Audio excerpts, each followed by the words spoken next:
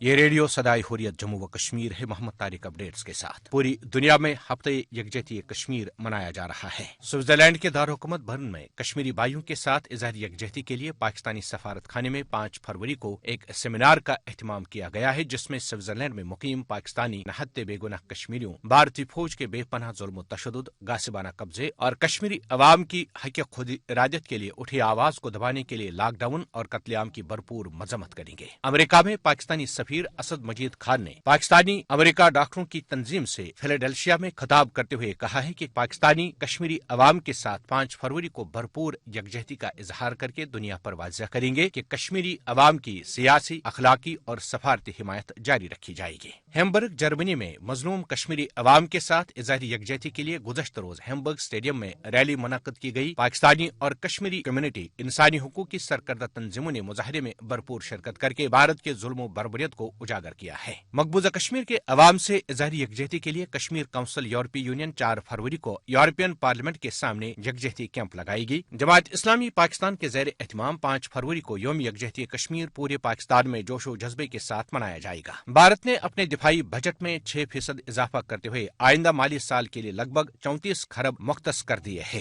واضح ہے کہ بھارت کی معیشت زبوں حالی کا شکار ہے، اس کے باوجود اپنے شہریوں کو ٹوائلٹ جیسی بنیادی سہولت تک نہ دینے پانے والی مودی حکومت کا جنگی جنون پاگل پن کی حدوں کو چھو رہا ہے۔ اپڈیٹس ختم ہوئے۔ پاکستان اور پوری دنیا میں ہفتے یکجہتی کشمیر کا باضابطہ آغاز ہو چکا ہے۔ اس سلسلے میں جہاں سیمینارز اور تصویری نمائشوں کا اہتمام کیا گیا ہے، وہاں مختلف تقریبات اور خصوصی پروگراموں کے ذریعے کشمیریوں کو یہ یقین دلایا جا رہا ہے کہ پوری پاکستانی قوم آپ کے ساتھ شانہ بشانہ کھڑی ہے۔ کل جماعتی حریت کانفرنس کے رہنما vice chairman Jammu Kashmir people's movement جناب عبدالمجید ملک کا ہفتے یکجہتی کشمیر کے حوالے سے کیا کہنا ہے، سماعت فرمائیے۔